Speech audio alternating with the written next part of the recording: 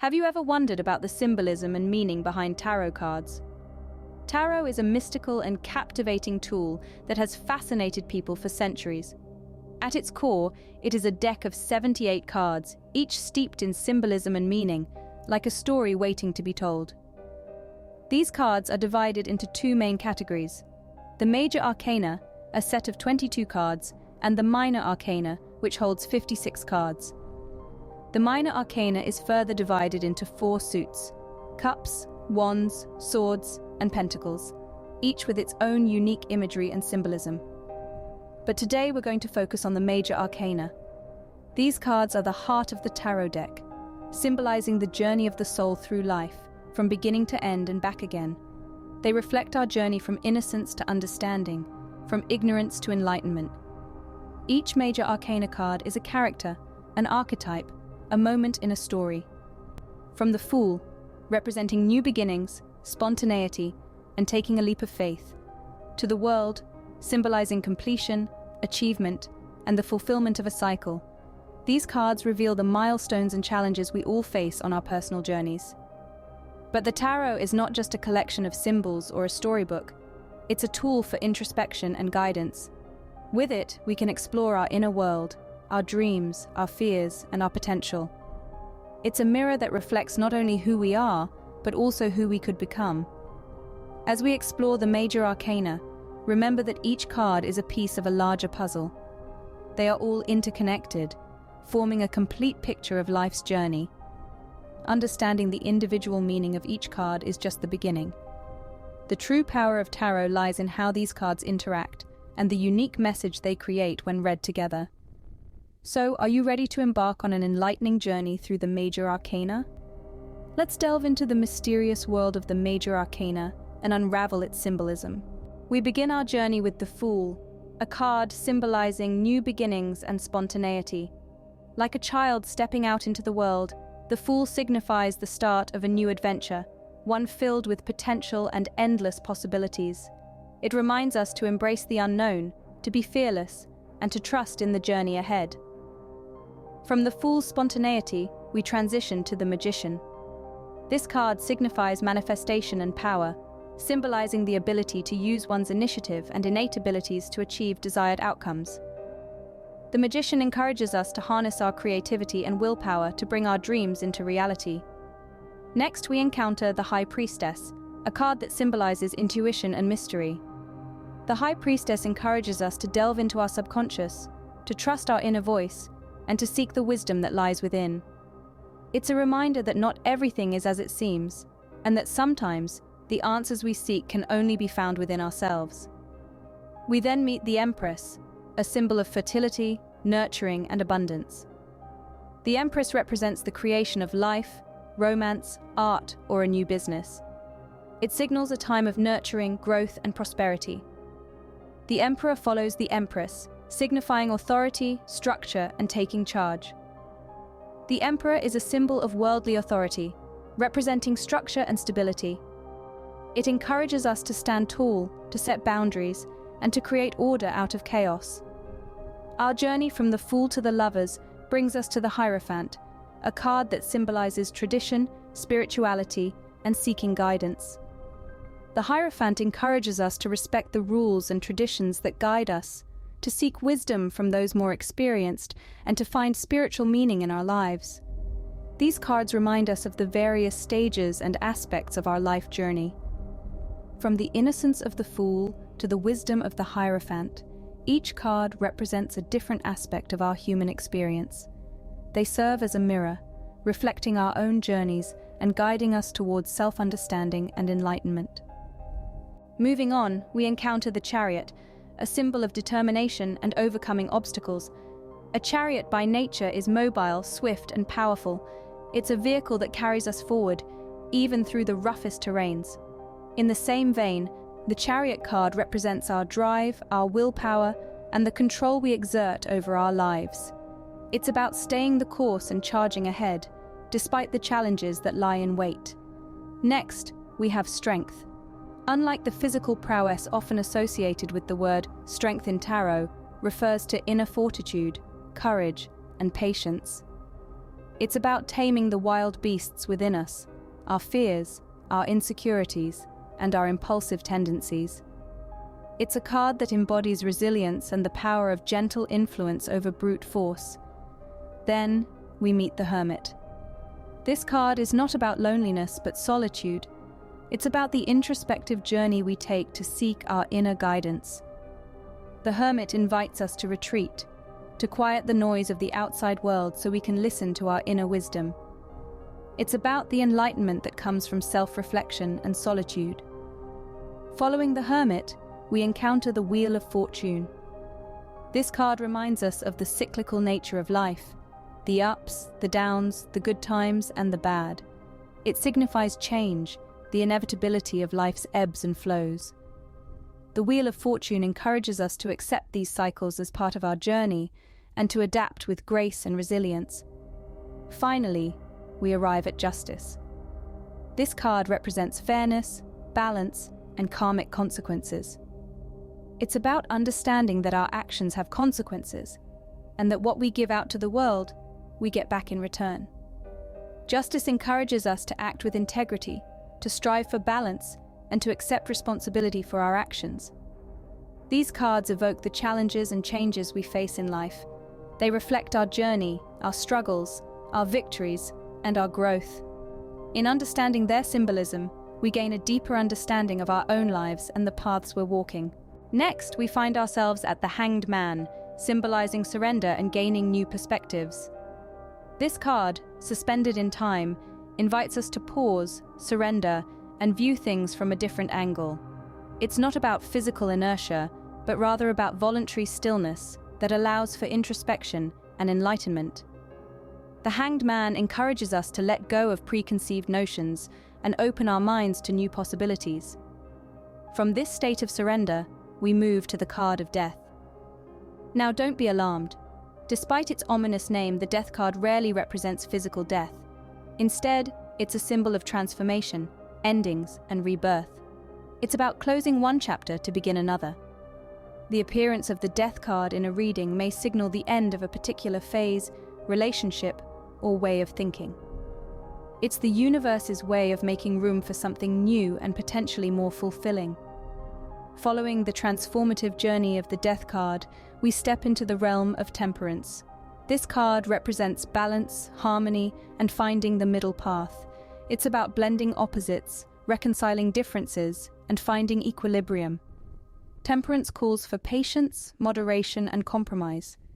It's a reminder that extreme actions or emotions rarely lead to positive outcomes. Instead, we should strive for balance in all aspects of life, from our relationships to our personal habits and beliefs.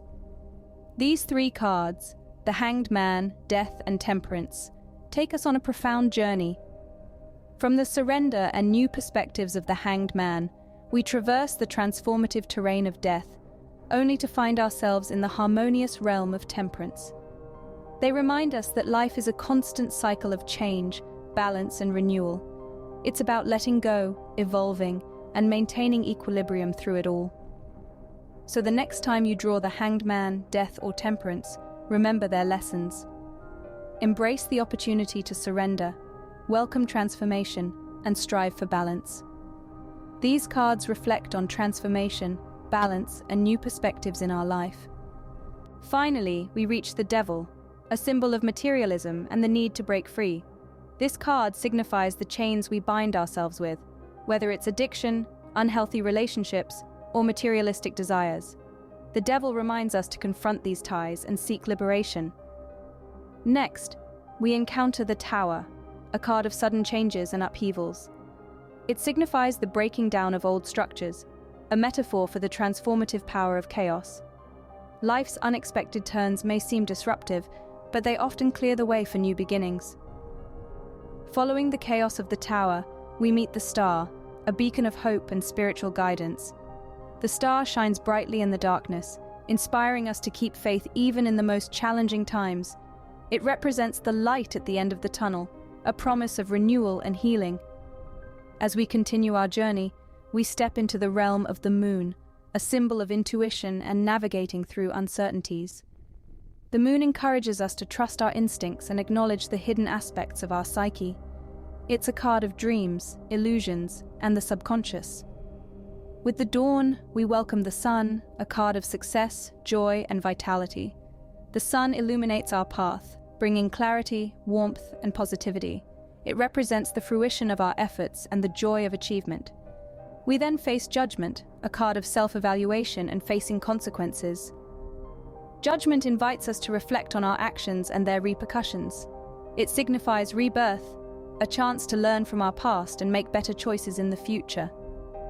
Finally, we arrive at the world, a card symbolizing completion, achievement, and the fulfillment of a cycle. The world signifies the end of a journey, the attainment of goals, and the start of a new cycle. It's a card of wholeness, signifying a time of accomplishment and harmony. These cards represent the final stages of our journey, filled with trials, triumphs, and the fulfillment of a cycle. Now that you understand the Major Arcana, how about doing a personal tarot reading? First, set the intention for your reading. Ask yourself, what do you seek guidance on? This could be a specific question or an area of your life where you're seeking clarity. Your intention serves as a guiding light, directing the energy of the tarot towards the insight you're looking for. Next, shuffle the cards. As you do, concentrate on your question or area of concern. Let your thoughts and feelings infuse the cards, creating a unique energetic link between you and your tarot deck. Now comes the exciting part, drawing the cards. Select a spread that resonates with you. A simple 3-card spread is a great place to start for beginners. Lay out the cards in the order you've drawn them. With your cards laid out, it's time to interpret their meanings. Remember, each card has its own symbolism and story. Consider how the meaning of each card relates to your question or area of concern. Are there any themes or patterns emerging? Then, consider the relationships between the cards. How do they interact with each other in the spread? Do they amplify each other's messages or perhaps create a counterbalance? This can add layers of depth to your reading. Trust your intuition throughout this process. Pay attention to any feelings, thoughts, or images that come to mind. Don't dismiss anything as irrelevant. Your intuition is your internal compass, guiding you towards the answers you seek. Finally, reflect on the reading. Consider how the messages from the cards align with your current situation. What insights have been revealed? What actions can you take based on these insights? Remember, tarot is not about predicting the future, but rather illuminating the present, helping you navigate your path with more clarity and confidence. Remember, tarot is a personal journey. Trust your intuition and embrace the messages the cards offer you. Feelings and intuition play a crucial role in tarot readings. They are your internal compass, guiding you towards the personal meanings behind each card you pull. Let's start with immediate reactions. When you first lay eyes on a card, your gut reaction is often a window into your subconscious mind. It's that quick initial emotion that springs up before your logical mind steps in. Maybe it's a sense of joy when you see the sun, or a small shiver of apprehension at the sight of the tower. Pay attention to these feelings. They can reveal hidden fears, hopes, or concerns that might relate to your question. Next, we have intuitive impressions. These are the thoughts, images, or feelings that bubble up when you gaze at a card. They might not make sense at first, but trust in their significance. Perhaps you feel a strong connection to the Empress when seeking guidance on nurturing relationships, or the Hermit resonates with you during a period of introspection. These impressions are unique to you, reflecting your personal experiences and current state of mind. Physical sensations can also offer valuable insights. Ever felt a sudden warmth when pulling a card, or maybe a tingling sensation? These could signify a strong connection with the card's energy. It's your body's way of saying, "Hey, pay attention, this is important." Lastly, let's talk about visual focus. Tarot cards are rich with symbolism and imagery, and sometimes certain elements on the card can capture your attention more than others. Maybe it's the radiant sun on the Sun card, or the intricate pentacles on the Nine of Pentacles.